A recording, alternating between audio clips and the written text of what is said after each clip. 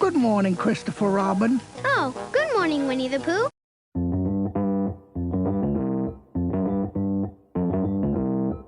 Live from Joe's mom's basement, it's the Stacking Benjamin Show.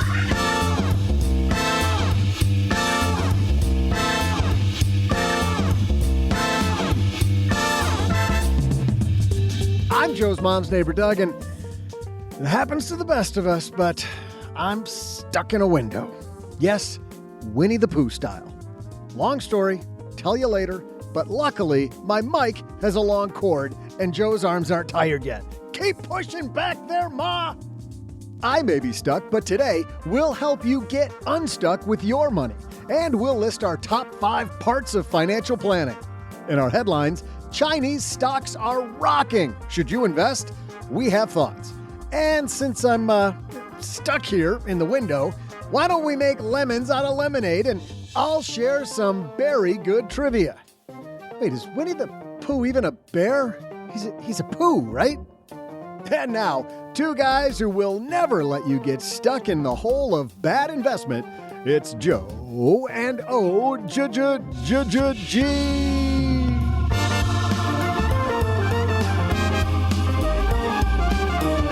And a happy Wednesday to you, Stackers. Hey, let me be the first to welcome you.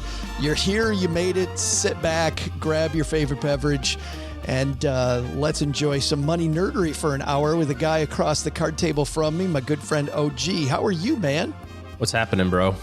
Dude, I am ready to... bruh. What's happening, bruh? No. We're not going to be 2 finance bros with microphones. My daughter, who's 6, says... instead of dad or daddy, she says bro dad. Bro dad. Oh, man. Bro dad. Oh, boy. Like bro dad. Of course she I'm does. the bro dad now. When did they grow out of that? Do you like it? I don't Do you know. like being bro dad? Well, all the boys call each other bros. Bro. Come on, Yeah. bro. I'll pass on all that. But what I won't pass on is we got a top 5 today. No guest, just you and me. Some of my favorite episodes are our top 5. And today we're going to talk about 2 financial planners, one current, one former, talking about our favorite parts of the process. And the reason I wanted to do this, OG, is that I think it surprises people when they hear from the other side of the table what we like, because especially when I'm in online forums, people are like, well, you can diversify your own investments. Why do you hire somebody to pick investments for you? I think people are going to find when they hear our top 5 things we love about the financial planning process, whether using a advisor or not, that true financial advising is not at all that. And it's going to be super fun. Scratch off. Picking Yes. Oh, so boring. But before all that, I had this weird dream. Did I tell you about the dream I had last night? Not another one of these. Oh, it was horrible. Listen to this. Stackers, how are your goals looking for 2023? Front and center on mine is health and wellness. I've got a whole big plan for what I want to get done in 2023. And I know that none of it's going to come true if I don't feel my best and I'm able to put my best foot forward on a consistent basis. And that's where, for me, MetPro comes in, and it can for you too. I work with a MetPro coach, and I also have an app on my phone that both of these 2 together help me make sure that I get where I want to go. And it's not about fad diets, and it's not about fad exercise programs. I focus on exercise and I focus on diet, and we dovetail the 2 together. My coach, Jessie, makes sure that I am putting the data that she needs to help me into the app. And then she's monitoring my metabolism, and she's adjusting my diet based on my exercise routine, big events that are coming up, big meetings I need to be a part of, big recording sessions, so that I'm managing not my time, but I'm managing my energy. Managing your energy is the key, I think, to getting where you want to go. And MetPro, with their focus on metabolic profiling, is the best way to start. I absolutely loved it. Last year, I went to 40 different cities and was able to put my best foot forward far more often than you would think possible when you got to be on every single night, eating at restaurants, struggling with times and places to work out. Man, MetPro was a lifesaver last year, and I know they're a key to what I'm trying to do this year. How do you find out more? Well, you can do two things. Number one, if you go to metpro.co/SB, it's not .com, it's .co. Number one, you'll take their assessment so that you can see where your starting spot is with your metabolism and really get a good idea of the work that you need to do. And second, schedule a consultation. Take their free assessment, schedule a consultation to talk to them more about working with a MetPro coach. Head to metpro.co/SB. That's metpro.co/SB. We're all juggling life, a career, and trying to build a little bit of wealth. The Brown Ambition podcast with host Mandy and Tiffany the Budgetnista can help. It's time for the BAQA. The BAQA. What you say? The BAA. Brown Ambition question answers. You have questions. We have some answers. We are not your therapist. We're not your financial advisor, your attorney, but we are two smart brown girls when it comes to money, career, business. Brown Ambition. Listen wherever you get your podcasts. Well, I guess it was really good. Isn't that good? Intriguing. Yes. We got top 5 things we love about financial planning. Before that, a great headline. So let's get started. Hello, darlings. And now it's time for your favorite part of the show, our Stacking Benjamin's headlines. Our headline today comes to us from MarketWatch. You know, we haven't talked about this topic in a while, and this headline, OG, gives us a great opportunity to do it. This is by Steve Goldstein. Steve writes, Chinese stocks have been on a tear. Morgan Stanley says it's turning even more bullish on China.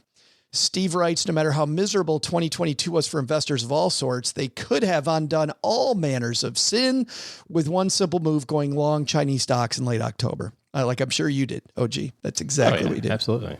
Writing was on the wall. How could you not have done it? Duh.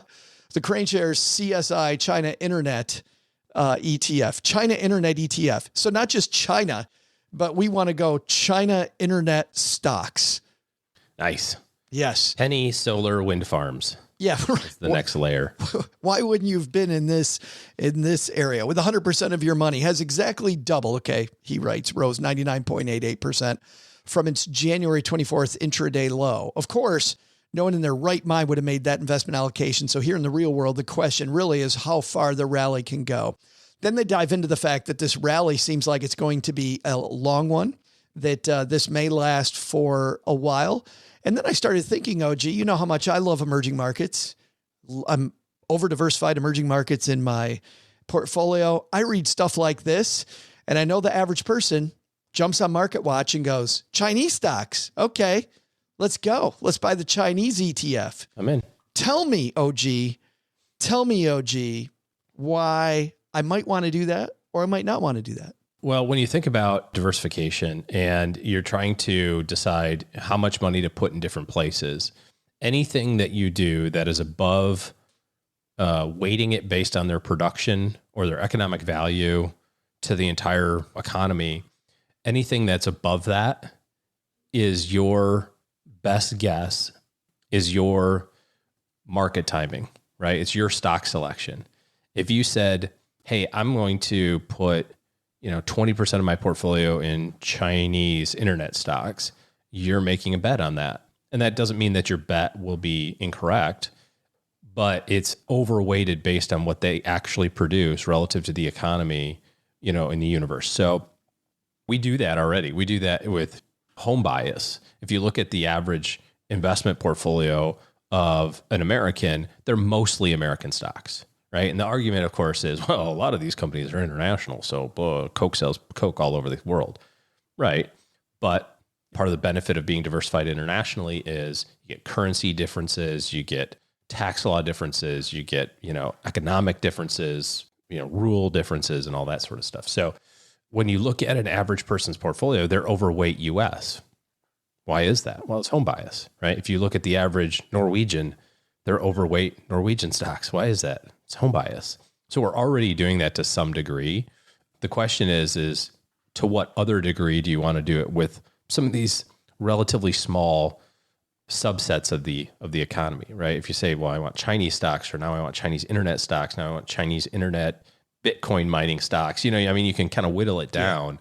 Like, how much do you want to allocate to that? Because if you have a Chinese ETF, or like you talk about an emerging market ETF, you probably already have all that stuff. Sometimes clients will say to us, I really want to make sure that I own, some technology, or I want to own alternative energy stuff, or I want to own AI type, kind of the emerging things. It's like, well, that's already there. If you have a Russell 2000 small cap fund, you have those positions. You're just not overweighting them because obviously you're making a bet. You're saying, I think that this is going to pay off. And if you're right, then you benefit a whole bunch. And if you're wrong, you don't. So it's impossible to predict in advance what's going to happen with a specific sector or specific part of the economy or a country or an individual stock. And so since it is impossible, I can't see a better way than just saying, well, I'll just evenly split it amongst all of the profitable companies in the US or all of the profitable companies in the world based on their value to the economy. People talk about risk in the portfolio, and I don't think we think enough about the risk of second guessing markets or overemphasizing how smart we think we are. Well, I mean, it's it's like, who is the author, the radio personality who did the Lake Wobegon stories? My grandma used to listen to them, where everybody's above average. Yeah, Garrison Keillor. Yeah, so there you go. If you ask anybody if they're above average, I would venture to say that everybody says that they are. So by definition, some of those people are incorrect. And it's kind of the same thing with stocks. People get confused with this. They say it's impossible to beat the market. And I would say, no, it's not. It's not impossible. People do it all the time. Roughly a third to 50% of investors beat the market. The problem is predicting that performance in advance. And so if you can't predict it in advance, and the second part of that is it's not repeatable. So there's no persistence of that. So it's like if you did it 10 times in a row, there's no evidence to suggest that means that you'll likely do it the 11th. So if there's no persistence to it and there's no evidence to predict that performance or that outperformance in advance, and generally it costs a lot of money to do that, to try to outperform, it seems like a losing proposition to try. It doesn't mean you won't be successful, because there's plenty of people who try and who are successful. I was reading an article about the top hedge funds from 2022, and some of them were producing 50, 60, 70% returns. That's outperformance. It's significant outperformance. Does that mean that they're going to do it this year? Can we bet that they will because they did it last year? Of course not. Are the people who invested there super happy that they got it right? Yes, they are. They made half their money again last year. They're super excited about that. So you just have to weigh, I think, as you're looking at your investments, you have to weigh how much of this do I want to put in the hands of luck versus academic science and research that says that this is the path to success. Speaking of academic science, I think then the logical question people are asking is, okay, then where do I start from? If I'm not going to bet on China, or I'm not going to bet on, whatever the topic du jour is on MarketWatch. This is today's. There was a different one yesterday. Yeah. Where do I start with? And that brings me to a piece I'll share in the show notes from Investopedia, which is, what is an investment policy statement? Because I think this is a great place to start. Because an investment policy statement is this written draft that says exactly how you're going to manage your money. And really, how's the machinery going to work? I am going to have this allocation. I'm going to change it when these things happen. I'm not going to touch it when these other things happen. So if I see something about China, I can now look at my investment policy statement and go, okay, one of two things. Either I change my investment policy statement to include this, which now then you start to see the sea change, I think, in your head. You're like, wow, I'm going to change everything to go long on China or China internet stocks or whatever it is. Is it really worth changing my whole investment policy around China stocks? Or the second thing is, which is 99.9% of the time, then you let it go. You give yourself permission to let it go, which I think is a pretty powerful thing, because you had the temerity is the word. If you had the fortitude. Use it in a sentence. To build country of origin, to build an investment policy statement first, right? An investment policy statement does all of those things. I think the other thing that it also does is it's not only sets up the rules of the road, but it also sets up the expectations.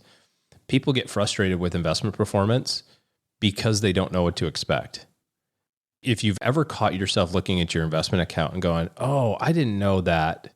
could happen.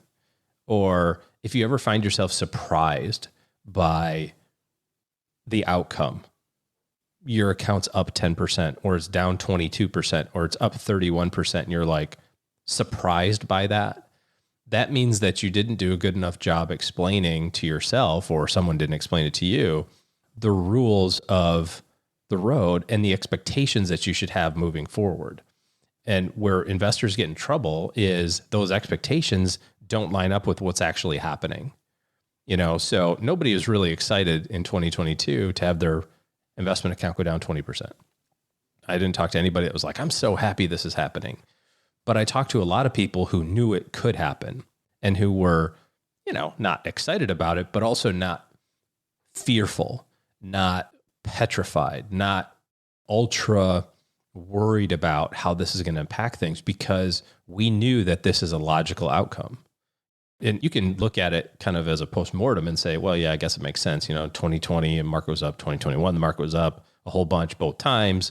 Makes sense that maybe it would go down a little bit in 2022, but in the moment, it feels a lot different when you had $100,000 and now you have 80 when you look at your quarterly statement.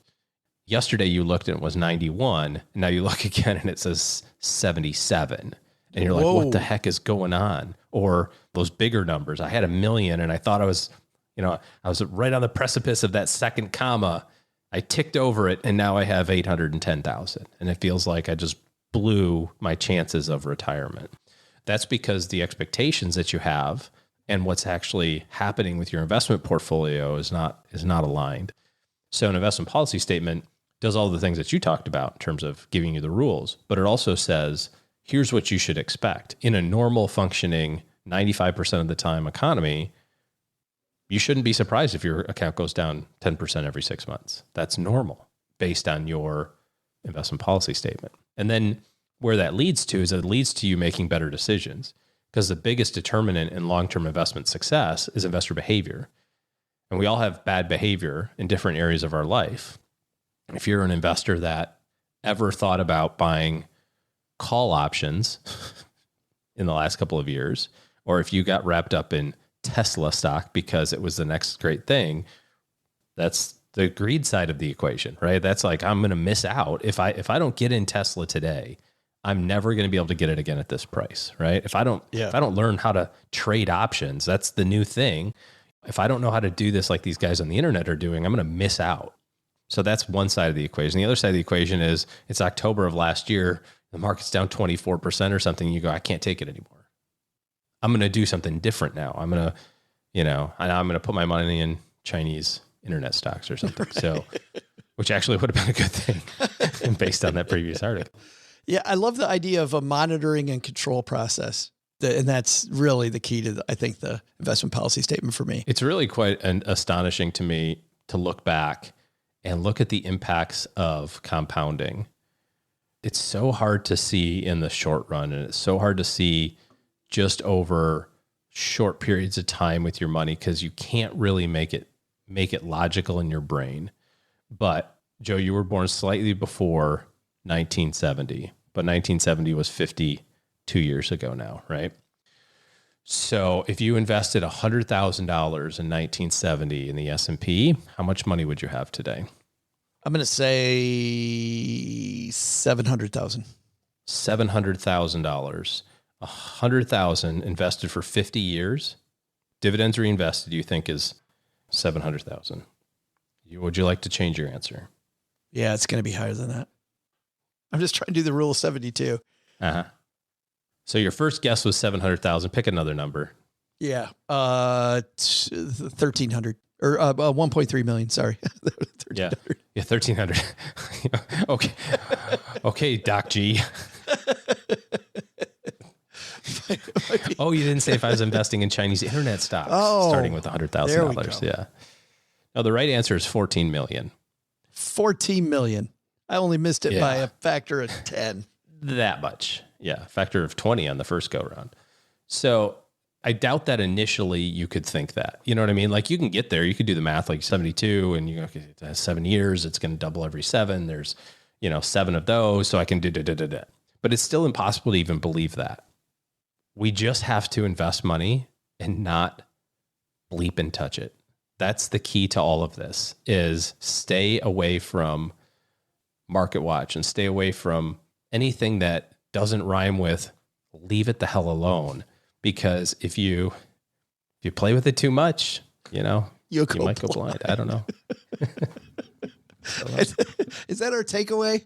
I hope that's not our takeaway. You play with it too much, you might run out. I mean, that's the key. So build an investment policy statement, and then there's no surprises. That's what you're trying to do. Don't have surprises. If you want to know details about how to build an investment policy statement, we have a free newsletter that goes out the day after our Monday and Wednesday shows called the 201. People that get the 201 open the 201. We have one of the highest open rates of any newsletter that I've seen, about a 50% open rate. And for an email that gets sent out twice a week, we're incredibly proud of that, because we try to make sure this email is our newsletter is worth it. Super proud of it. But we're going to dive into investment policy statements. We'll dive into everything we talk about on the show with links and get more granular in the 201, of course, named because this is the 101. 201 will teach you even more how to do it. StackingBenjamins.com/201. Of course, it's always free. And if you find you're not opening it, unsubscribe whenever you'd like. But I think you're going to open it if you get the 201. Coming up next, OG and I dive into our top 5 pieces of putting together and monitoring financial plans. What do we like best about the financial planning process? Haven't done this top 5 before in almost 12 years. So we're super excited to dive into that. But before that, Doug, I think you've got some trivia for us. We haven't even mentioned, by the way, Doug, still stuck in the window. Not sure what that's all about, but, like anything here in the basement, I think we'll go ahead and run with it. Just yell, Doug. It'll be fine. Doug, it's your turn. Hey there, Stackers. I'm Joe's mom's neighbor, Doug. It's Winnie the Pooh Day, and yes, that's how I got into this predicament in the first place. That and all my holiday candy. It was Joe who wanted to take a pic for the socials. Get in the window, he said. It's going to be awesome. It'll be just like Pooh. And next thing you know, I'm making duck faces, and Texarkana Emergency Services is coming to our photo shoot. Oh God, I think I hear the sirens. All right, let's wrap this up. As you know, one of Pooh's friends is Eeyore, the chronically gloomy donkey. So my question is, what was the market value of the antidepressant drug market in 2021? Was it 16 million, 600 million, or 16 billion? I'll be back right after I try a bit more wiggling. Oh, bother.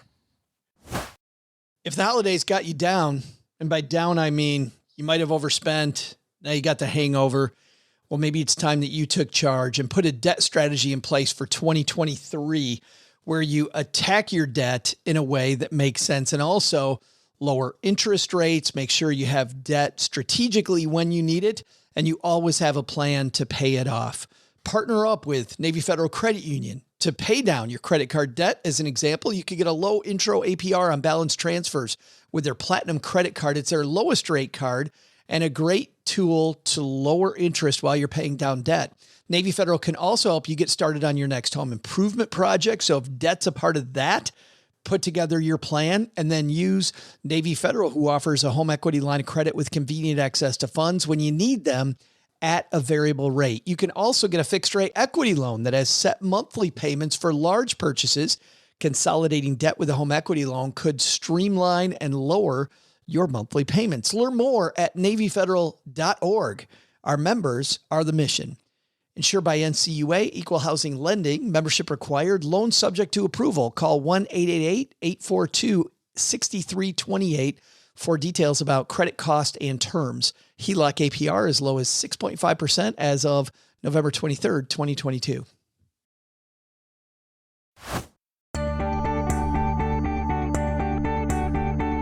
Hey there, Stackers. I'm Human Wall Cork, and this afternoon, dieter, Joe's mom's neighbor, Doug.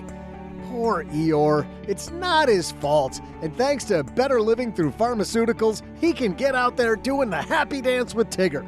So, according to Allied Market Research, what was the market value of the antidepressant drugs market in 2021? $16 billion. That's a lot of honey. And now, here with their top 5 favorite parts of financial planning, let's send this back to Joe and OG.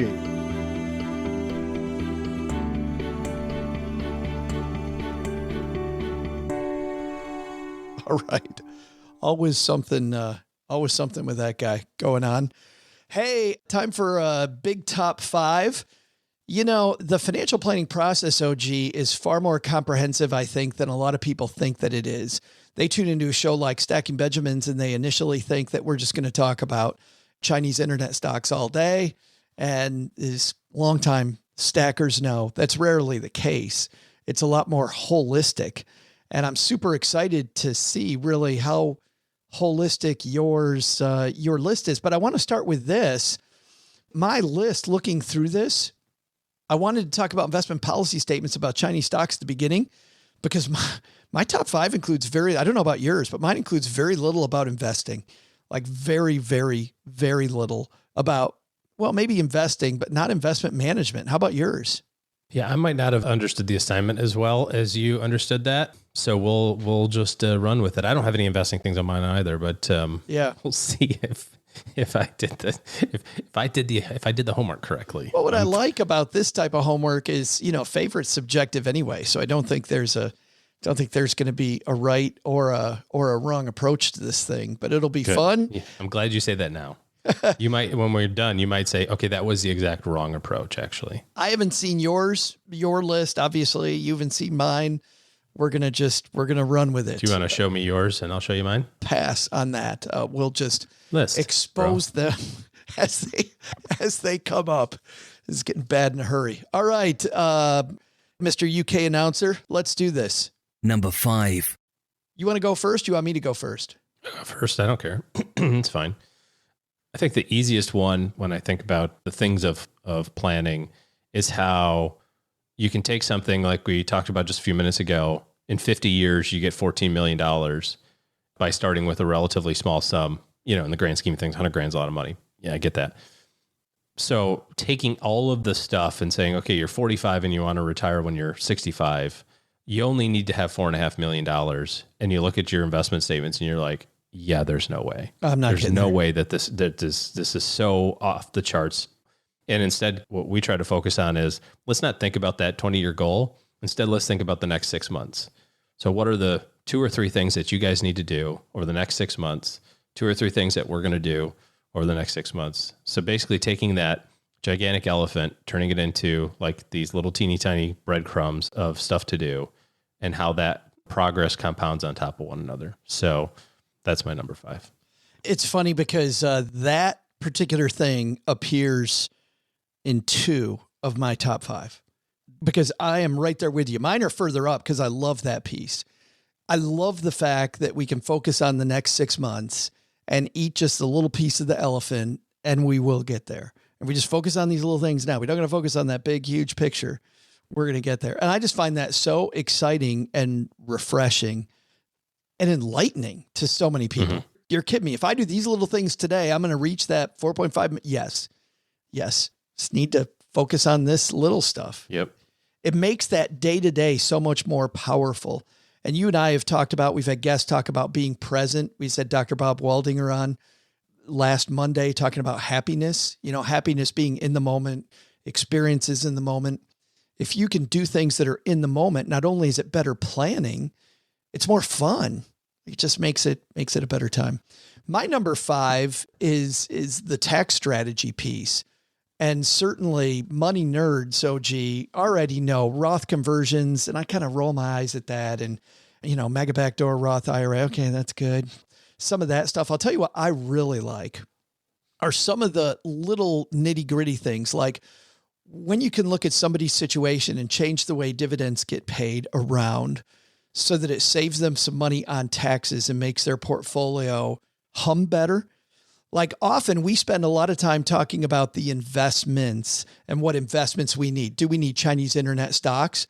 But we don't think about the right place to put those.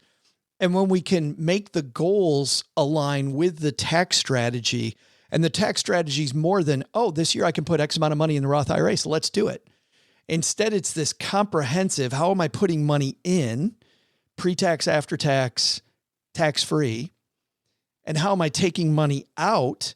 And there's a plan for both of those things. And I also know that my taxes that I'm giving my tax person or doing myself this year are not only minimized for this year, but they're also congruent with my long-term tax strategy. That gets me super excited. Like that gets me, it's just so amazing when I can say, no, we're going to keep the same investments. We're just going to put these ones in the Roth. We're going to move these ones to the 401k. We're going to move this one to the pre-tax IRA, and we're going to put these in the non-qualified account. And I remember over and over, clients would go, damn, wow. Like that was super, super fun. Super fun. So tax strategy is my number 5. Yeah, there's a lot of secondary effects, especially as you get into retirement distribution planning, that affects, right? Medicare taxes and your Medicare premiums and your Social Security taxes and all these other sort of things. You can have the same lifestyle, but depending on where the money comes from, It goes back to the Stephen Covey thing, doesn't it? The picking up the end of the stick. Like we focus on the end of the stick, we're putting money in all the time, but the other end of the stick is taking money out. And if I put it in the right way, then it comes out the right way, Yep. Good stuff. Number 4. We going to ping pong or do you want the number 4? Sure. Yeah, whatever. Yeah, I'll do this one. This was always fun for me in the financial planning process is, we'd get together back when I was an advisor a couple times a year, and then we'd have a couple phone calls maybe during the year, depending on the year and the situation. But at least we would try to meet a couple times. And during those meetings, challenging people to save money, just to say, hey, let's see if we can put $50 more away. See if we can put $100 more away. See if we can put $200 more away. Man, it was always so fun to have people take that challenge. They never knew if they could do it. And you know how this ends, OG. It always worked. Like we'd say, hey, you know what? What's cool? They go, well, I don't know if I can do that. Well, guess what? If you can't, then we can lower it again. Like, let's just try it for 1 month and see if it works. Oh, but I can, we can go ahead and lower it if it does. Yes. Yeah. Let's do, okay. Yeah. I'm going to go to work. I'm going to raise my 401k and let's see if it works. Nobody ever called me. 16 years as a financial planner. Nobody ever called me back. That was awesome. Like challenging yourself a couple times a year to go bigger and do more was always exciting. That's my number 4. I like that one. Yeah. That's not on my list, but that's kind of a staple in conversations with clients. It's like, just do that 1%. Like, who cares? It's super. It's easy. Like we were talking about the new law, right? The new Secure 2.0, where you start at 3%, then you go up to 4, go up to 5, go up to 6. Like that's great. Just do it. Good stuff. Just try it out. What's your number 4? Oh, let's see here. Number 4. I'm going to go. Just the sheer act of goal attainment, I think, is a really fun part of the overall process, because a lot of times, especially with intermediate term goals or something that just seems too over the top, we want to buy a new house, or we want to send the kids to college, or, you think about retirement, of course, is kind of the big one, but those other ones that happen along the way, whether it's, we want to get the house paid down a little bit faster or, whatever. And you get to the spot and you say, oh, well, hey, by the way, college is funded now. I go, my kid's only 8. Surely I have to keep investing money for college. It's like, well, no, you don't have to anymore, because remember, a couple of years ago when you got that bonus and we talked about it and you said, well, I'm going to put 2/3 of it in the college fund so I could kind of be done with that. And the markets responded positively over the last couple of years. So now you have enough money. It's like, oh, I don't have to think about that anymore. Nope. You're good. Check the box. Next activity, it's like, well, I'm trying to pay my house off, and it's like, oh, that'll never happen. I can never pay it off. It's 30-year mortgage. It's like, well, let's just do this. And then, you refinance to a 15-year term, you pay a little extra, and then you get down to like, oh, all I have is $32,000 left on my principal of my house, and I've got $62,000 in my checking account now. So we used to go the other way sometimes, as OG. We would go with pay the minimum on your house, open up a side fund, right? Like an S&P 500 fund, and stuff money there. And it was cool when we would get to the point when client would come in and I go, hey, there's enough money in this S&P 500 fund for you to pay off your house now. Like whichever way you get there, I feel like as you were talking, I was just thinking about how every time I go on vacation, I try to close my suitcase as I'm coming home. Cause you buy some trinkets. We went to these Christmas markets, and I think about the 3 sides of the suitcase. Like I feel so good as I close up one side of my suitcase. I'm shoving my hand out on the others. But the fact that this one is done, right? When you tell your client, hey, college is funded, kids only 8, I feel like you close that part of the suitcase. I don't have to worry about it anymore. It's fine. That part's going home. That part of the plan is going home. Now I can shove even harder on the next part of the suitcase to try to get that part squeezed in. Try to get the rest of it in there. Yeah. No, it's good. Goal attainment. Number 4. Number 3. We'll just go back and forth. So for me, number 3 it kind of is your number 4, I think, more along the lines of complex problems. There is some truth to and we have to be respectful of this. You and I have talked about this on the show. We're like, hey, didn't we cover this before? Do we have to talk about it? Financial planning is a lot like your daily dose of vitamin C. And preaching the good news of financial planning and the stuff that we talk about is you don't retain it. It's like vitamin C. You could take all the vitamin C in the universe today, and tomorrow you'll just pee it right out. You don't get to. You have to take it again tomorrow. You just have to. Some of the stuff that we talk about, 12 years ago, there were 24-year-olds today who were 12, that didn't know that Stacking Benjamins existed. So they're just starting their journey and going, I don't know anything about this stuff. Where do I start? The monotony of that, we got to have a lot of respect for, because for us, it's the 700th time we've talked about put money in your Roth and it's $510 a month, like whatever, just do it. It'll be fine, and add 1% to your phone. We've said that 7,000 times, but it's the first time some people have heard it.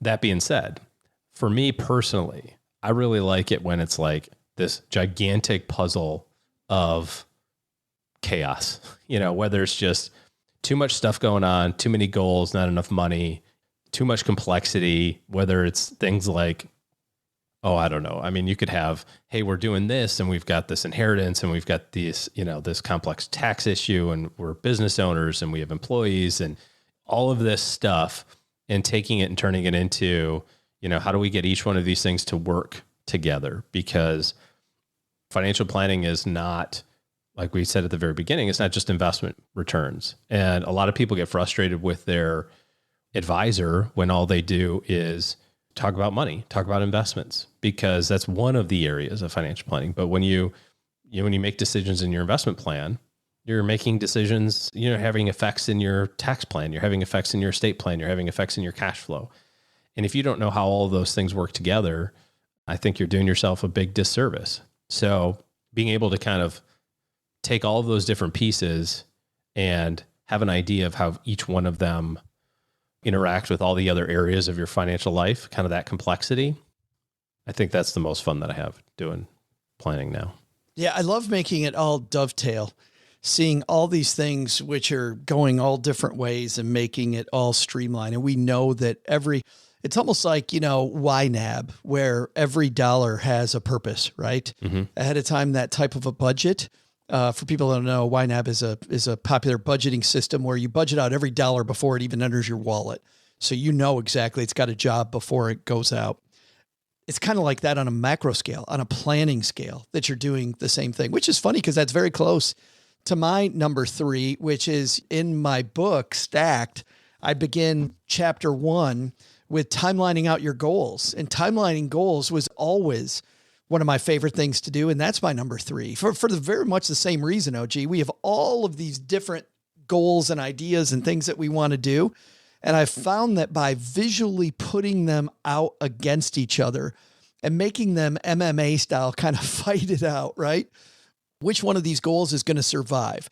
Because as I put myself as a stick figure down at one end of the piece of paper and I draw a line that represents the rest of my life and I put all these goals on the timeline, then I naturally go back to today and say, okay, how much do I put toward each of these? And to your point, if there's not enough money for all of them, then I finally have the discussion that matters, which is, what are my values? Do I really value retiring at 55 over putting my kids through college? Do I value college over retiring at 55? Do I value the second home? Do I value all these goals start fighting it out for your dollar and for your attention? And we often find that we're focused on completely the wrong things. Our money is flowing to the things that we care about the least. when we timeline out our goals. And it's funny, I've had some pushback because I really think this is a good book for people in their early 20s. And I had some pushback of, listen, these people are thinking day to day. They're thinking about how do I make ends meet?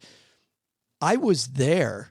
And if I had started earlier on thinking about what are these long-term things that I'm trying to reach, if I had focused more on that in my early 20s versus what I did, which was just think about the next paycheck and the next dollar I could spend and how I could screw it up more, man, I would have been so much further ahead. It was so much further ahead. Like if you ever want to get out of that day-to-day thinking, if you're listening to this and you're in this day-to-day thinking, start timelining out your goals, timeline out the big stuff. It'll frustrate the crap out of you, by the way, because you're like, I can focus on none of this. I got to focus on how to eat tomorrow. That's fine.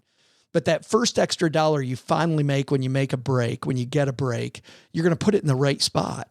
And that win will then propel you to more wins. So I love this idea of timelining your goals. And the ahas that people got when we would show them where the money was going versus what we valued was a big aha. Super fun. Yeah. Add to that the other people that you care about in your life.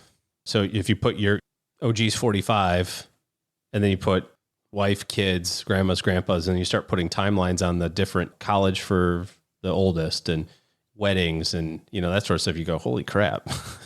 This lines up the same time that all these other things line up. Like I thought I was 15 years from now going to be buying my vacation house. It's like, well, no, because that's when my daughter's going to college. I got these other priorities. Yeah. And for the first time ever, you're thinking about the fact these are happening at the same time. Yeah. Possibly. Yeah. I'd like to retire in 15 years. Nope. Psych. You'll have a junior in college. Nice try. Well, and that's why between your number 3 and my number 3, that's why I think it's so much more valuable than just writing your goals down. We hear this, especially this time of year, write your goals down. No, man, just timeline them out. It helps timeline too, them out. For sure. Number 2. My number 2 is the other half of what we've been, your number 5, also your number 3, which is milestones. I love milestones for these big goals. To your point, when you say, if we focus on these things the next 6 months, what I liked about this, I would have my team put together, OG, where my client needed to be by today. And my client would come in and often they'd be, oh, did you see all the nastiness going on in Congress lately? It's all crazy. I don't know what the heck they're doing. Oh, the stock market. Oh, the economy. I don't know what's going on with the Fed's all this stuff. And I go, well, hey, okay, all that, if you want to, we'll talk about that later. But today, right now, I have my team put this together. When you add up all your money, we need to be at $62,000. Oh, okay. How much is in your 401k? Oh, I didn't look that up. Let me look it up on my phone. Oh, look, I'm at whatever. How much is in your Roth IRA? Oh, this. Oh, I've got these other numbers. And you put those numbers together and you're like, okay, we're at 61.5. We're $500 behind. $500 behind what? Oh, that $4.5 million we need to get to? Yeah. We're $500 behind. So we can do one of two things today. We can talk about Congress, the economy, the Fed, Chinese internet stocks, or we can talk about how we find $500 because that's all we need. We got to keep doing the things we're doing and we got to find $500. And all of a sudden we switch from all this, excuse my language, we switch from all this bull to the stuff that we can actually control. And the whole milestone thing twice a year was just a godsend. It was so fun. And the celebration, when we were ahead, we'd go, okay, do you want to take a break for the next 6 months? What are you talking about? Well, we're way ahead. Why don't you go ahead and take the trip to Italy? Oh, we could save less. Or we can step on it. Like you were saying earlier, Junior's 8 years old and we already have it locked down. We can lock this thing down early if you want. You can stop saving later. Take a break, stop saving later. Maybe lower it permanently for the rest of your life. Like, which of these do you want to do? Wow, I can choose. Yes. Yeah, we can do any of those things. Super fun. Milestones was my number 2. Coolio. Number 2 for me. Back to the complexity piece and thinking about like how all this stuff works together. It's always super profound how the right answer is often the simplest answer. We were talking about investments earlier. You get the statement from the stockbroker and it's 382 pages for your 7,000 positions that you own that they're day trading to justify their their existence. And it's like, well, I mean, basically you just own the S&P, right? Like you own 500. Like I get why direct indexing looks cool on paper, but I also can't understand for the life of me why a normal person would do it. Like I get it. I don't need somebody to sell me on it. But for 99% of the population, buying SPY is exponentially better than buying an equal weighted or a market weighted, allocation of all 500 stocks in the S&P. It doesn't make any sense to me. And the same thing is true with all of these other things. It's like we can make it very complicated to accomplish our goals. We can make it very complicated to invest money, very complicated from an estate planning standpoint. And behind the scenes, I think that's okay. Like it's okay if your plan is complex, but the implementation of it needs to be simple. You're talking about breaking it down into like all this stuff that's going on. All I need to do is focus on the next $500. It's like all of the complexity of a multi-generational estate plan. I mean, I've got one. It's like a binder that thick. And yes, I've read the whole thing to make sure that it's the way that I want it to be. That's insanely complex. But the implementation on it is we need to sign these forms. We need to open this account and buy this life insurance. Like that's the simplicity of how do we make all of this stuff happen?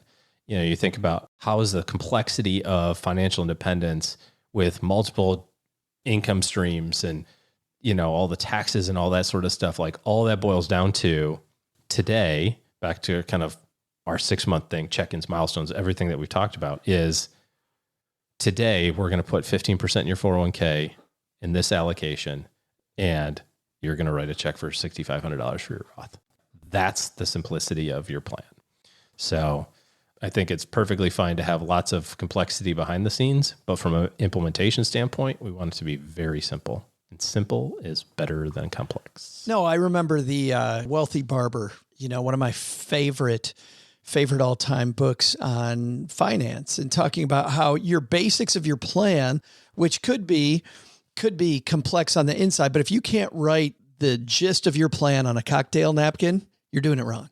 It should be cocktail napkin a bowl. And I totally believe that you should be able to explain your plan. If you have an advisor and you can't explain your plan, you've no idea really what your plan. It ain't your plan. It's their plan. And I think that's important, no matter how complex it has to be because of your net worth or whatever the things are.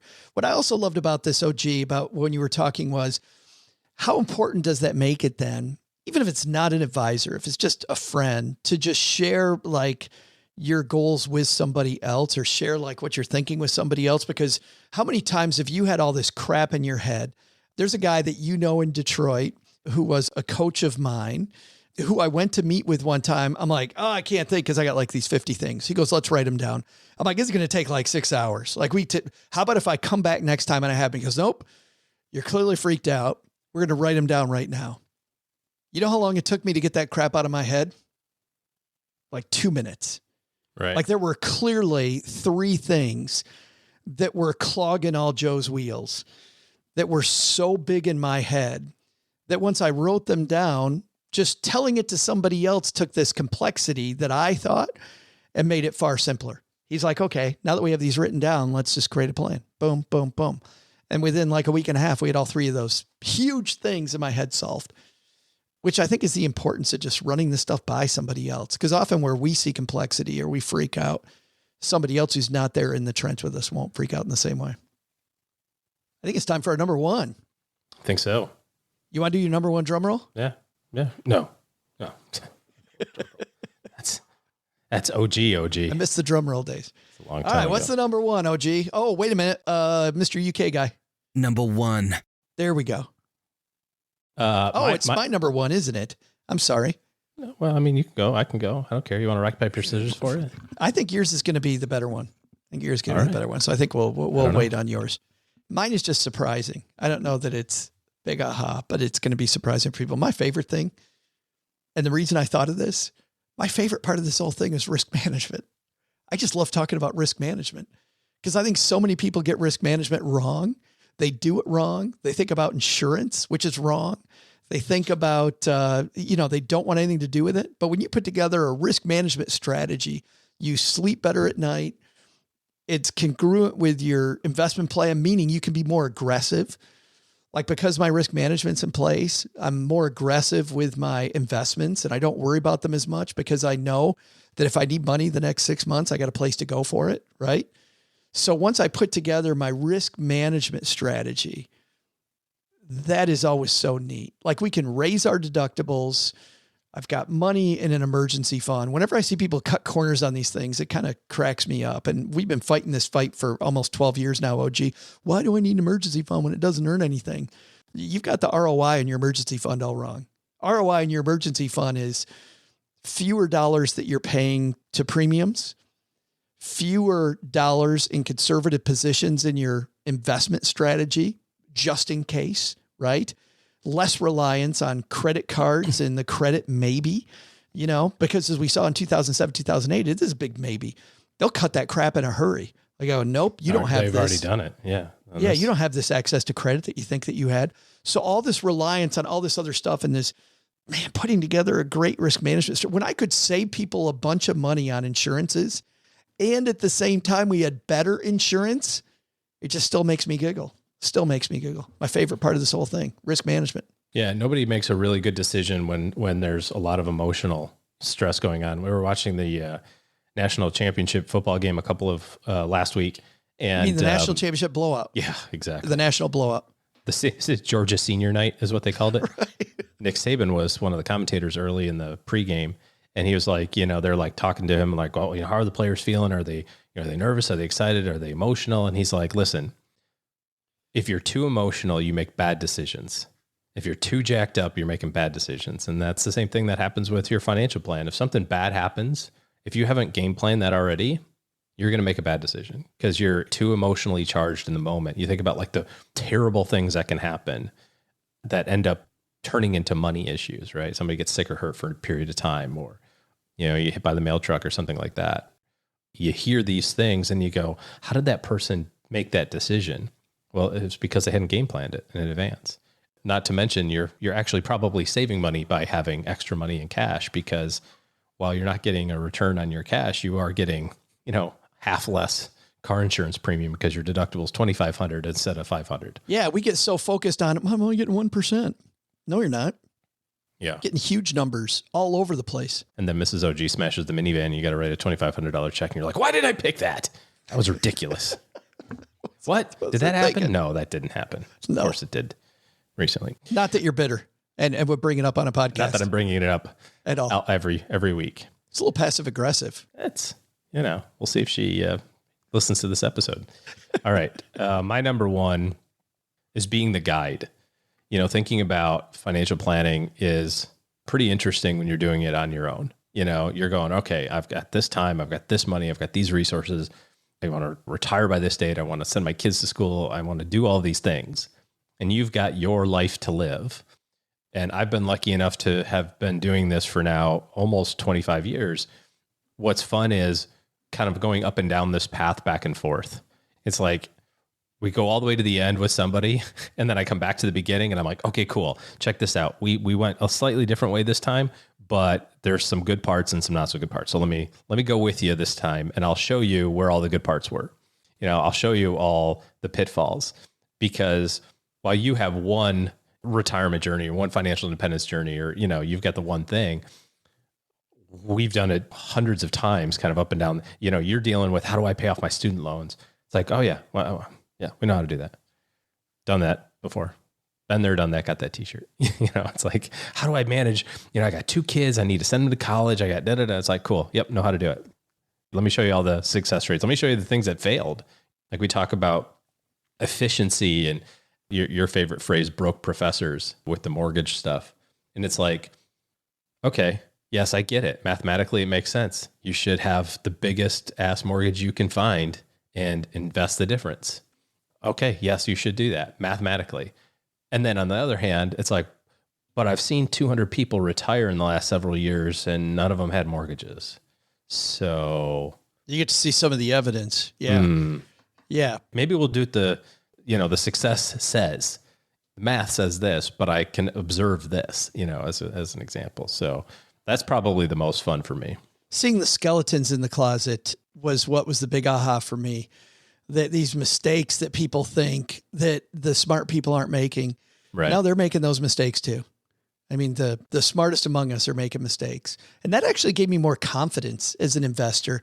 I kind of wish, which is why I kind of wish we were more open. It's also why I wanted to go into podcasting, was to be able to talk about this, that, you know what, the smartest among us, the richest among us have made some monster mistakes. The difference is really, it's almost like customer service. They say good customer service is one thing, but service recovery as a statistic, far more valuable.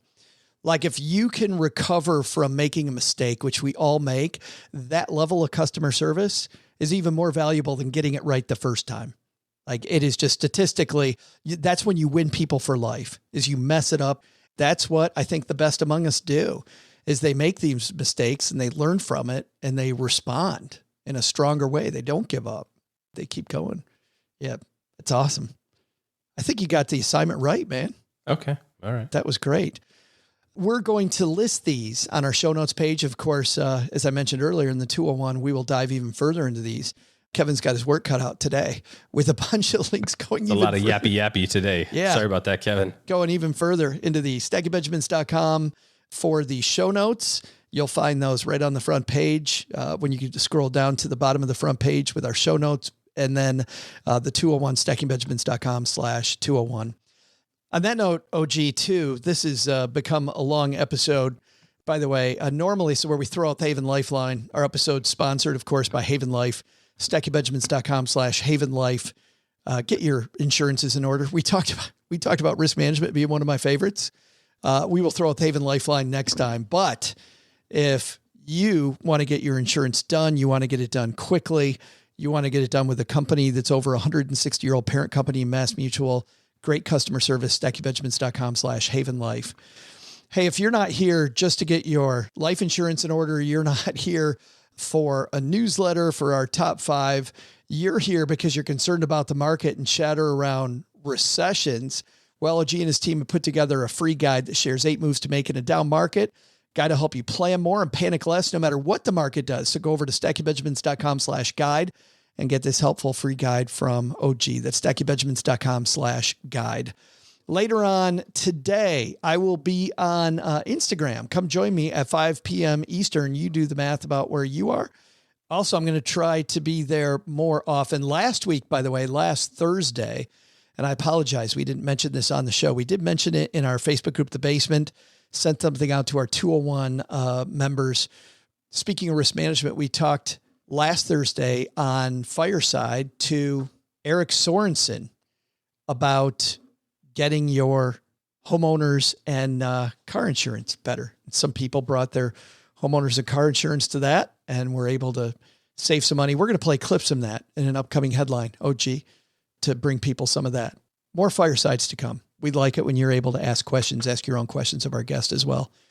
All right, that's going to do it, I think. Doug, it's your turn, man. What? So I don't even know what to say. Doug, what should we have learned today?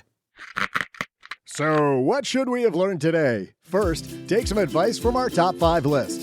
Think your financial plan is all about invest? You may not be thinking wide enough about your financial house. Second, Chinese tech stocks? Maybe, but begin with your investment policy statement and work backwards. What stocks do you need to reach your goal? That's where you begin. But the big lesson? Never install a tiny window in a basement. These things, they dig into your ribs. Oh, God, that's my pocket knife. Man. This show is the property of SB Podcasts, LLC, copyright 2023, and is created by Joe Saul-Sehy. Our producer is Karen Repine. The show is written by the brilliant Paulette Perhatch with help from me, Joe, and Doc G from the Earn and Invest podcast. Take a deeper dive into all the topics we cover on each episode by checking out our newsletter, The 201. You'll find the 411 on all things money at The 201. Just go to StackingBenjamins.com/201. Tina Eichenberg makes the video version of this show. And once we bottle up all this goodness, we ship it to our engineer, the amazing Steve Stewart. Steve helps the rest of our team sound nearly as good as I do right now. Want to chat with friends about the show later? Mom's friend Gertrude is our social media coordinator and the room mother in our Facebook group called The Basement. So say hello when you see us posting online. To join all the basement fun with other stackers, type stackingbenjamins.com/basement. I'm Joe's mom's neighbor Doug, and we'll see you next time back here at the Stacking Benjamins Show. Not only should you not take advice from these nerds, don't take advice from people you don't know. This show is for entertainment purposes only. Before making any financial decisions, speak with a real financial advisor.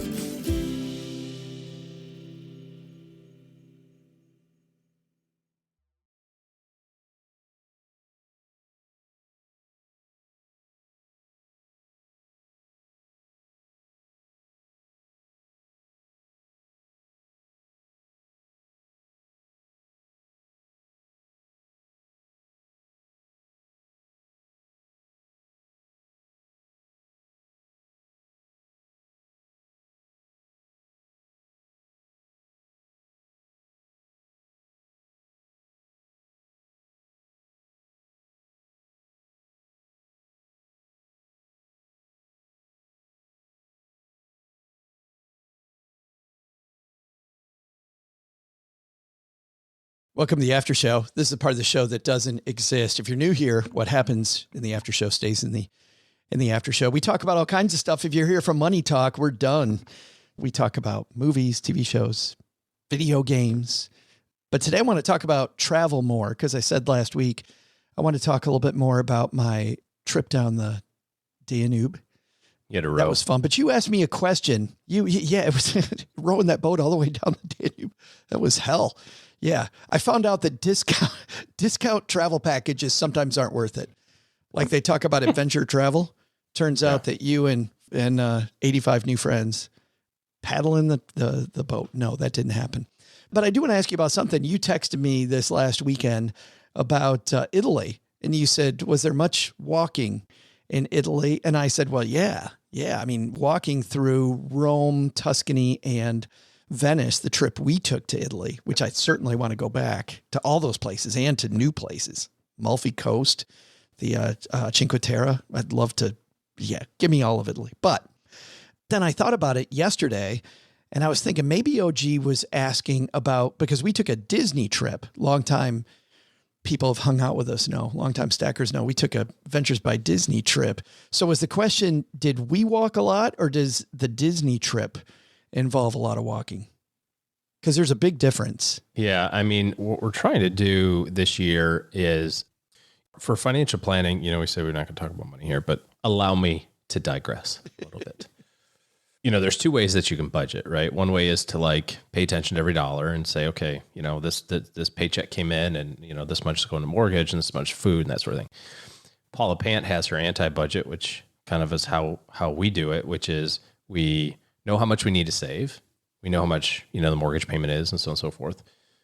And then the rest of it is free to do whatever you want to do with it. It's like, you're good, right? You're on track for your goals. So you should be able to spend the rest. The problem that ends up with then is you get to the end of the year and I always kind of do a quick, not really, a half a day calculation of okay, so how much money came in? How much did we pay taxes? How much did we save? All that sort of stuff. And then you get left over with this number, this gigantic number of and this is what was left after you accounted for taxes, savings, and debt. And you go, nah, that can't be right. And then you do the math again and you go, holy fork and shirt balls. Where did it go? Where did it go? And wife and I were talking about, she's like, I want to see the Amex. We put everything on American Express just about. She's like, I want to see the Amex statement. I'm like, it's not going to provide clarity. It just says Amazon, wine, Amazon, wine. That's pretty much it. You need the Amazon statement. I know, that's pretty much it. Anyway, so I resolved this year to spend the same amount of money. I'm very comfortable with the lifestyle, but consume it in a manner that is a little bit more memorable. Because if I look back into 2022, there's a couple things we did. We went to Florida, for example, or something as trips, but there wasn't like that's what, that's why, because we built a pool. That's why the number was so high. There was none of that stuff. It was just like life. So with our parents getting older, we were thinking, okay, we need to kind of explore with them a little bit. And so we were looking at some of these guided trips in different places. And there's a couple of them that are a little bit more amenable to people who aren't really super interested in hiking, you know, miles and miles a day. That I realized after I gave you the answer, I thought maybe that's what he's really asking. Yeah. I mean, obviously I don't care about walking. And I know like the Disney one, for example, I know you visit different areas and obviously you're not walking between Rome and Venice. It's, you take a train or whatever, but within those areas. The correct answer then is no, you do not have to do a ton of walking. And when you do, when you're on the guided stuff, it is very, very slow walking. Like you walk to a spot, you've got your little earpiece in and the guide, shows you this thing. Then you slowly meander to the next spot. At the Disney trip, they're used to intergenerational travel. So they will have kids, parents, and grandparents. I mean, there were 3, I've been on 2 of them. There were 3 or 4 different sets of those where it was 3 generations and they cater to all of them. And often they will split the group so that you have the kids doing one thing. Like we went to this farm, the kids made olive oil while the older people did a wine tasting. Right. And the cool news is we all got back on a bus. And then there were nighttime. We're all hopped up on olives and parents are all ripped. Parents are all ready to take a nap. A good Italian wine. Well, that was the other cool thing was on some of the off nights, the Disney guides would take the kids for a movie night, and they'd have kids night and talk about how cool it is. You don't get to spend time on vacation every minute with your parents. And this is awesome. And they thought it was great, which gave the parents some time away. But we did a bunch of walking because they also give you a lot of time off to decide what you want to do. And if you want to hang out at the hotel, you can. And of course, they go beautiful hotels. And often in these intergenerational trips, the younger people would go off and do walking like we would. And the older people would just enjoy the hotel. Yeah. So the answer was actually no. I texted you, yes, there is a lot of walking, but that's just because we love it. So there's obviously Disney does their travel, and you've been on a number of the trips and it's not, it's not like, hey guys, let's go on Disney. It's not like that. There's almost no Disney. Yeah. It's high end type stuff. And then I was looking at Abercrombie & Kent, which is another high end travel company. And if you really want to know kind of how the other half lives, start searching that stuff up where it's like, oh, did you want the private jet tour of Asia? It's like we're limiting this to only 47 people who can write $200,000 checks. So, right. It's like, holy crap. Ours wasn't that big, dude, but the trip we took to Jordan and Egypt was still the most expensive one I've ever taken. And it was Tauck, Tauck, which is a high-end travel company. The thing that you've got going for you is that you're writing checks for 2. I'm writing checks for 5 plus 2. Well, but here's the thing let me tell you what I didn't like about Tauck. Tauck was too guided. It was too on rails. It was too rich. It was like wealthy experience. And I wanted to get in there and mix it up. And we didn't mix it up enough. Now, because it was Jordan and Egypt, and I wasn't sure about what was going on in those areas, I don't speak the language. I don't know. Luckily, in Amman, as you know, I have a niece that came and she'd lived there for 2 years. So the first couple days, having our niece take us around was amazing. And we got to go into all these places. And by the way, it was pretty funny. You're in the middle of Amman with this woman who's 27, 28 years old, and she's maybe 5'2". And people start talking to us in broken English, and she, in perfect Arabic, speaks back. The level of shock over and over everywhere we went was incredible. There's a YouTube channel. I think we've talked about it before. I think it's something like White Girl in China or White Girl in Japan or something like that. It's something like this quintessential American looking young lady who's probably in her 20s, speaks perfect Mandarin, speaks perfect Japanese with the perfect accent and dialect for whatever region she's in. And she videotapes walking down the street. And the cat calls and, all that stuff. And she's like, oh, he just said that I have a nice rear end or something like that. And then she'll turn around and say something back to him in Chinese or in Japanese. And they're like, like just kind of like shocked that they can put it together. I'll tell you I need you to explore this for me because you have more of an adventure spirit. You need to try Elsewhere as a travel company. I've seen some reviews on it. I've seen some kind of paid sponsorship stuff where, you can kind of sort of trust it, but then you also know, hey, they're getting a little vig for that, right? Right. So it's elsewhere.io. And you tell them basically what you're into, generically where you want to go, how long you want to be there. And then they create a trip unique for you. So if you're like, I need some spa time at the 5-star hotel, but I also want to go zip lining or I want to go hiking up the mountain. They go, cool. On day 2, you're going to do this. On day 3, you're going to do this. And they just, boom, put it all out so that you get like one of everything. So check that out for me Elsewhere. I will. I just pulled it up on my browser. I also have no idea how much it costs. So maybe that's why there's not a lot of talk on it. Well, I definitely, having been to Europe a few times, we went much more discount this time. And I will tell you that Emerald Cruise Lines, nowhere near as expensive as like a Viking cruise or some of the, the Tauk. I saw the Tauk cruise. Our stateroom was a fraction of the size of the old one. I loved it. I thought this company was fantastic. It was so good. And it was a short cruise. It was the first time, at least this is what they told us, the first time they'd shortened the cruise, cut it in half, and just focused on Christmas markets. And so we only did 4 cities. We started in Budapest, and then we went to Bratislava, which is the capital of Slovakia. Then we went to Vienna, spent way too little time. I've been to Vienna before. I would love to spend forever in Vienna, but spent a little time there, cool, and then extended in Prague, which I'd never been to, and Prague was amazing. It was just fantastic. But Emerald Cruise, I'm going to write a full blog post on this, OG, for people about the differences between Tauk, because frankly, while I would definitely, knowing that especially Egypt has just opened up to Westerners again recently, I would still take a, red carpet kind of cruise. Right.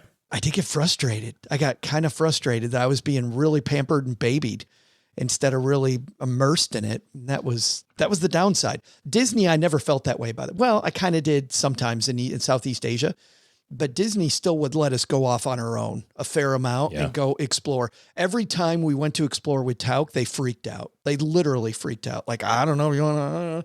And then like in Cairo, we went to the bazaar. Maybe there was a good reason why they freaked out. But man, some of my favorite parts of Egypt were when the travel company just left us alone. Yeah, that was the impetus of my question, which is if I'm going to spend $30,000 that's unaccounted for in my budget every year, I might as well spend it, whatever, that's fine, but account for it and have a blast doing it. So, yeah, I highly recommend Adventures by Disney. It is a ton of money. Oh, the Adventure by Disney, so much money. But I got to tell you, but on 2 of them, I don't regret a penny. Yeah. I don't regret. I don't know that I'll take a Tauk trip again. Don't get me wrong. It's for some people that want that. Just not for me. Former Navy SEAL Sean Ryan shares real stories from real people from all walks of life on The Sean Ryan Show. Wealth strategist Rob Luna. If you could solve a problem in this world better than anyone else, you're going to make a lot of money. And that's really what a business's ultimate goal is, whether it's your business or a manufacturing business. It's about solving a problem and making a bigger impact in people's lives than anyone else on scale. I've been trying to scale my business, but I can't find somebody to conduct these interviews. The Sean Ryan Show on YouTube or wherever you listen.